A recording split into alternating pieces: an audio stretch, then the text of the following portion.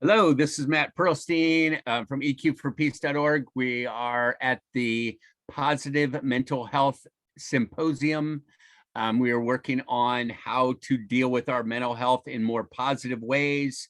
We are working on the ability to understand ourselves from the inside out, and to bring peace into our world from the inside out.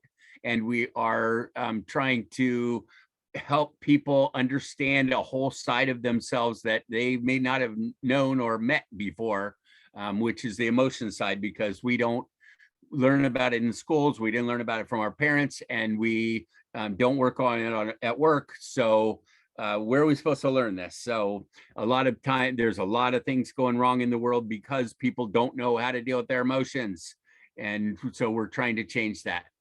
So we have an interesting presentation from Lee Gueret, and she's a published author and has been working with this stuff in both the Western and Eastern cultures for a long, long time. So I look forward to her interesting take on how this can work. So Lee, take it away. Okay, can you see the screen right now? I can. Yes. Okay, great.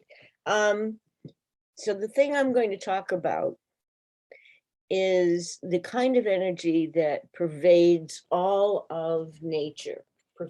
And in Sanskrit, they call it prakriti. Now, what happens is the material creation goes from very dense to subtle. If you think about water, water is got three forms: ice, the liquid form, and then the steam form. And each of those forms are inherently different, have inherently different characteristics. So we're going to begin by talking about this ancient teaching. It's older than Buddhist teaching, and it comes from something called Advaita Vedanta. Advaita means not two. So it's the philosophy of unity, and Vedanta is the way. All of nature and creation is infused with energy, like weather, right? That's it, but it's weather of the things, weather of the objects. This energy or consciousness, because everything is consciousness, is in some stage of deterioration, activity, or clarity. The MAHA GUNAS, and that's the major ones in Sanskrit, are called Sattva, Rajas, and Tamas. I'm trying to advance it, and it's not going. Here. The gunas permeate places, events, and individuals. They are always mixed and fluid. They change all the time. People are influenced by the gunas, and they can take steps to change their effects. So we're talking about the environment. We're talking about what you eat, what you read, and also your body type. The ability to objectively see the current level of what kind of guna you're being influenced by is called discrimination, and uses the organ of mind called buddhi. The first or the highest kind of guna is called sattva. Sattva is clear, clean, still, cooperative, wise. It is the closest to being accurate. Sattva denotes having a natural quality of purity and goodness. For something such as food to be considered sattvic, it must be pure and fresh. Sattva can also be considered an emotional or mental state wherein the mind is at peace. Sattvic individuals often strive to deepen, strengthen, and mature the soul. A sattvic person is kind, holistic, constructive, open, generous, unbiased, and flexible. The essence of sattva is to act like a transparent pane of glass, allowing the light of consciousness, the light of awareness, to reveal itself in the operations of the mind and nature. Sattva is not enlightenment, but it unveils what is true and real. It shows itself as beauty, balance, inspiration. It promotes life, energy, health, and contentment.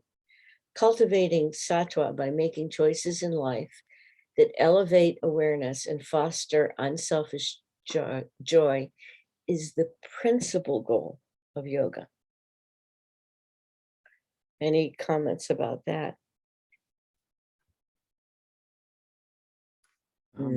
That's interesting that it's the principal goal of yoga. Well, so go ahead. I was just going to sum it up for me. What was sattva again? Well, it's purity essentially, and it's allowing the light of the absolute, allowing the light of pure consciousness to go through you or to come into you. Like since it reflects into you, it's God, meaning God doing service for God.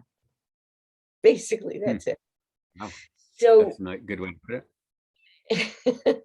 So what if you want to become more peaceful, more enlightened, then you cultivate a sattvic way of life and you can control it. Okay.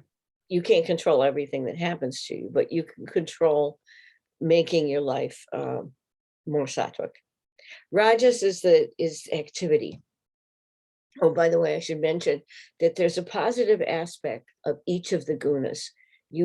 They happen all the time. There's a helpful guna. There's a helpful aspect of each of them. So we'll talk about that later a little bit. Rajas is activity. You see the water, how it's churning like that? That's supposed to represent, you can't see through it, but it's active, it's energetic, and it has some positive qualities. So we're going to Rajas. Rajas represents itself by passion, action, energy, and motion. Rajas is characterized by a feeling of attachment, a longing for satisfaction and desire, motivated,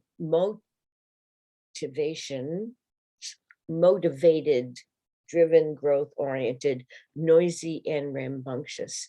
If you think about the boys on a soccer field playing, chasing the ball around, or a football game, or a crowd enjoying a show, all of that is rajas. The danger in too much rajas is being thoughtless and out of control, overdoing it. I'll tell you a story about my kids. The Red Sox had lost a game in Boston, and the crowd after that game went out and turned cars over. They broke windows, they got into fights. They were generally out of control, disappointed. And it was like that passion or that desire for their team to win had gotten crazy. When rajas is not under control, it is careless and dangerous. So the crowd was like that. My kids came in and they were all rowdy and they were just ramped up. It was one of those days for a 12-year-old to come in all rowdy. And I looked at them and I said, so what kind of energy do you think is in the classroom right now? And they looked around. Oh, Rajas, tiger energy. We call it tiger energy. It's tiger energy. So I said, yeah. So what do you think we should do about that? Well, we should focus our attention on one thing or something useful. The books came out, the pencils came out, they sat down, they stopped chatting so much, and they just, channeled all that liveliness, that sparkle into a steady stream instead of being careless or just wasting it, because that's part of Rajas, is that you can waste your precious energy, and you don't really want to do that, because energy is useful, it's important. So if you're right, and this is a good example, its activity may cause movement either towards Sattva, which that class did, which is increasing understanding, or Tamas, which is increasing ignorance. Thus, it may act positively or negatively, but it is most often characterized as an unsteady, agitated, fickle, prompting change for change's sake alone. Tamas. Tamas is when everything stops. It's polluted. It's unclean. It's still dull, blind, doesn't reflect the light. You can think of hundreds of situations that are like that. Tamas is the quality of imbalance, disorder, chaos, anxiety, impurity, destructiveness, death, delusion, negativity, dull, inactive, apathy, inertia.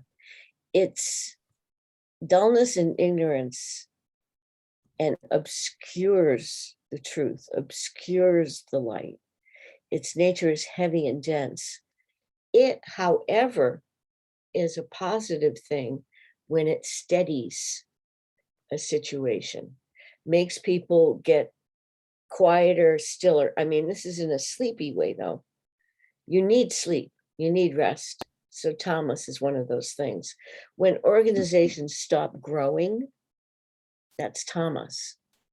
And they become crystallized, they become rule oriented. The other gunas have movement in them. Tamas tends to be very rigid and still in action when action is required. Each of us have an experience of Tamas when we want to sleep all day in the Sunday afternoon, or procrastinate and just watch TV or something like that. The gunas are not a value judgment. It is, oh, good Lord. I'm trying to get it to advance and it's giving me a hard time. I think it's got something to do with these things. Excuse me. One moment. All right, here we go. Within each of the gunas, there are variations. So each of the gunas, those are the major gunas, but in between, there's other levels, right? So it's like a personal weather system, or a mood fan going on you or something. You are not the source of the guna. You can be a certain type of person, but you have some control. When people can identify their energy level and mood, work and home life are enhanced, because you can acknowledge how you feel, and then a wise person can make an effort to regulate their energy and adapt to the needs of the situation. So if you're sleepy, but it's not time to sleep, what you going to do? Well, you can go for a walk, have a cup of coffee, take a breath of fresh air. In order to work with children, this model is developed. It substitutes animals to symbolize each of the gunas.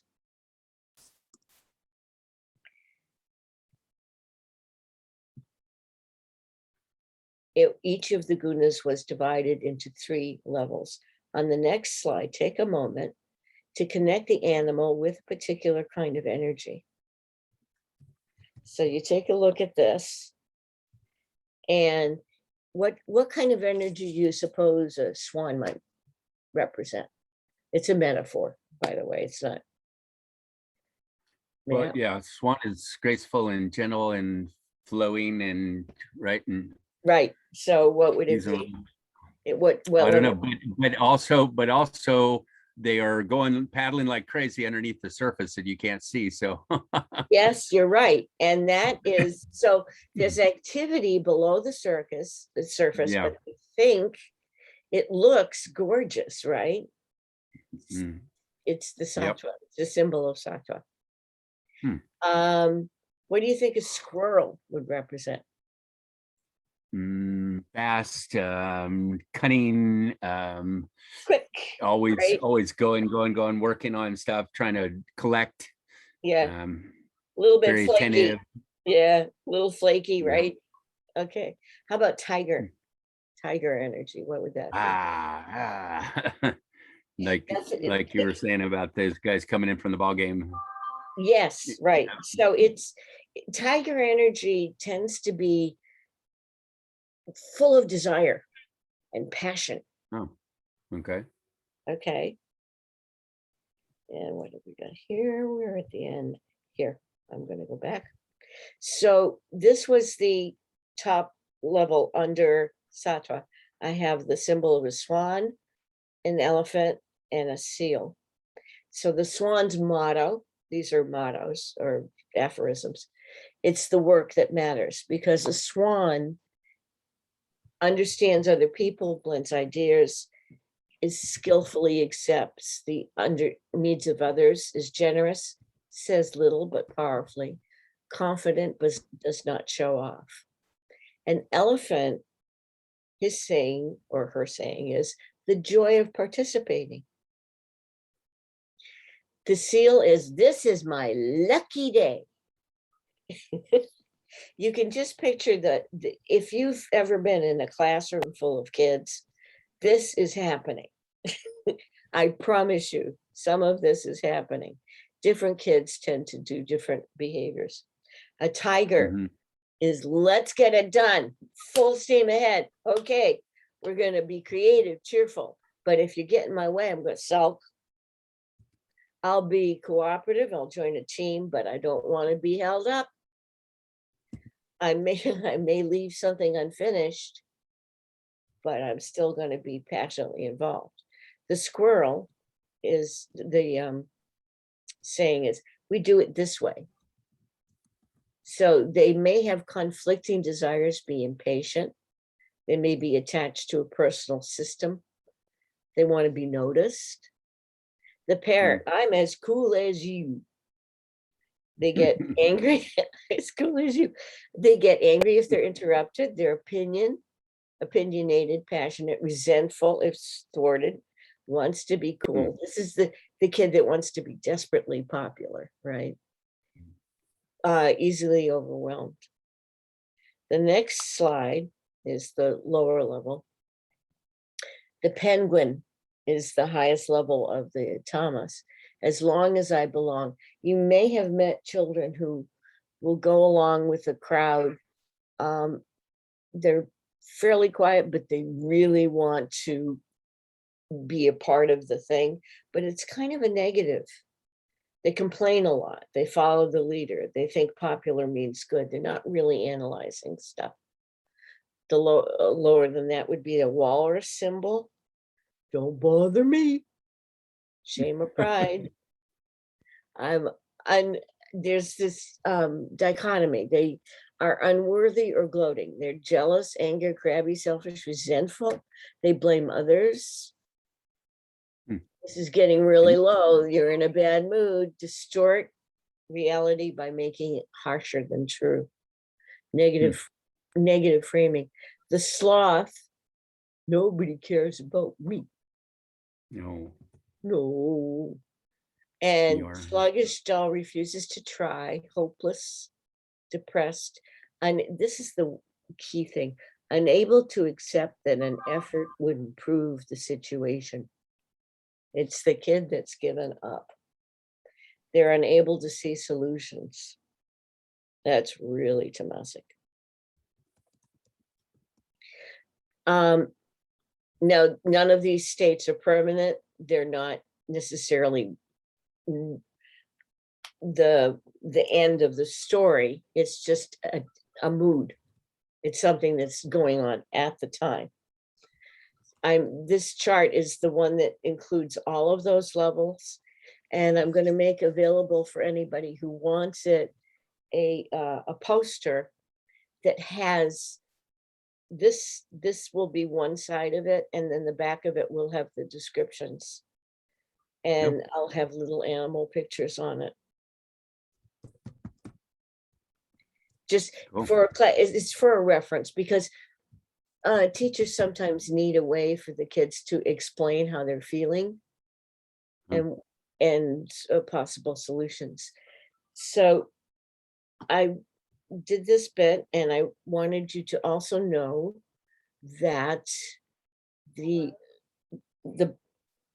book is coming along. Okay. And I have it's called Cognitive Yoga, and I have a picture of it. I'm looking for, and we have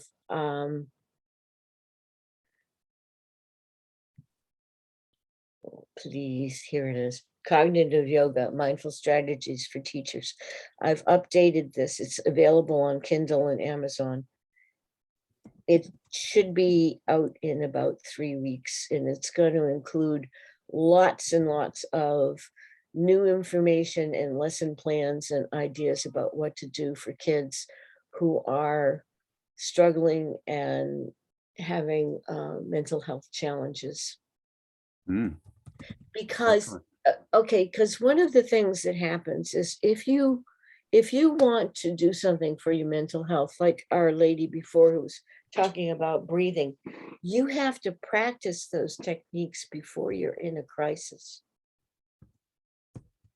right? It's not like you can, be really upset or having had just the major fight of your life, and then all of a sudden something you've never tried before, a technique to calm down, you give it a shot. It certainly won't hurt, but it's much better if you can practice something for a time and then go to it when you need it as a tool. Right. Right. Mm-hmm. And that's one of the things about meditation that I would also suggest is that as a tool, usually meditation just can't be beat, but it's something that you have to do frequently in order for it to be effective. One of the things I want to share with people is you don't have to stress yourself out. Even though unofficially I'm a workaholic anyway. All right. So, but the work was here before you were born. And the work will be here after you're gone.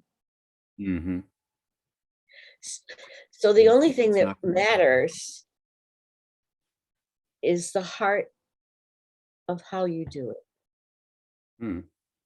It's your attitude.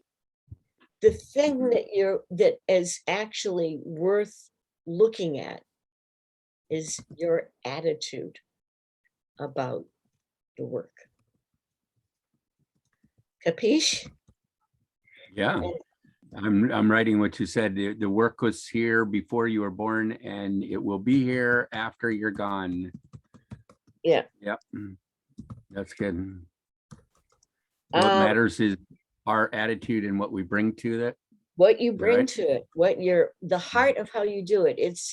That is really what you contribute, is your heart, how you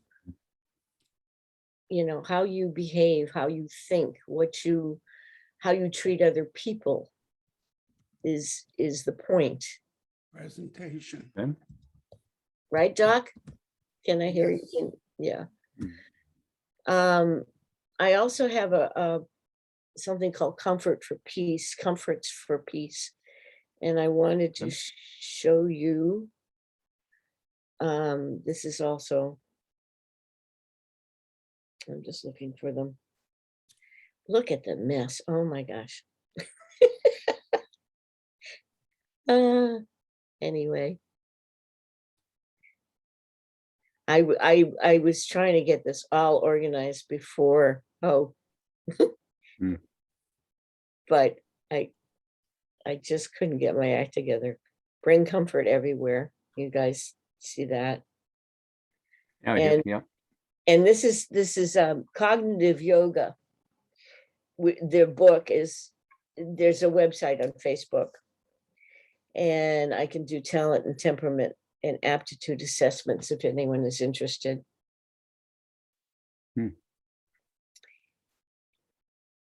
Just looking for comforts. I know they're here.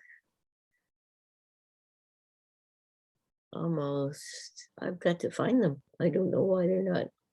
Oh, yes, I do. And what's comfort when you Oh, while you're looking? I'm looking for the comforts are a bead thing, and here's one of them. And what that is it's a substitute for a fidget, but it's an adult thing. For example, if you are a smoker, or if you are addicted to your cell phone, which is not that unusual these days, you Yeah. can use one of these to play with. My husband and I went for a drive down Main Street, and we saw 60, we counted them, 66 people staring at their phones instead of talking to each other. And even, I mean, there were couples and children and all kinds of people walking in the beautiful sunshine downtown Nashville, staring at their phones. And Yeah. it's very, very clear that we have become totally addicted to our phones, which is a different kind of attention than attention outward or attention on life in general. It's not, I mean, it's fine if that's what you want to do and that's your choice, but when it's unconscious, it can be a real problem, because people are, how can I say it? They're living in a kind of small world. Do you know what I mean? By I guess a tiny world where everything is just that parameter of that phone. yeah, I was at the gym yesterday, and this at the gym while you're supposed to be working out, and there was 6 other guys in the room, and 5 of them were on their phone. I was like, wow, you guys can't even stop for a minute to how do you do that? You're trying to lift weights or do something on the exercise machines, and they're nope, you got to stop and do their phone. I'm like, wow. Well, yeah, but it's understandable, because phones are very, very addictive. Apparently. They're really, and they're just, and the content on the phone is designed to affect you that way. And so when you do, so when we're looking at Facebook, I don't know if you've noticed, but everybody wants to see some comment about their comment. I mean, face it, isn't that the truth? You write something down and you want to see if people have reacted to it. Yeah. Okay. So this is the end of the presentation. Yeah. Cool. Thank you. Any questions? Not so much questions, but it's pretty neat to see the different animal energies and that sort of thing, and you know, knowing to see it from different points of view, and being able to sum it up like that was pretty neat. So and then that's a metaphor, though. I mean, that isn't actually what the Sanskrit does. The Sanskrit is the Sattva, Rajas, and Tamas, but I took that information and decided to work with kids. You're going to need some kind of language that appeals to them. So I thought that would work. Oh, okay. Great. It works. Lee, thank you very much, ma'am. We'll continue on, and thanks for all. You've been super supportive of me for a long time, and I very much appreciate that. And EQ for Peace. And we will continue to try to make a difference in the world and see if we can help people with their mental health and make it more positive. So Thank you, ma'am. Okay. All right.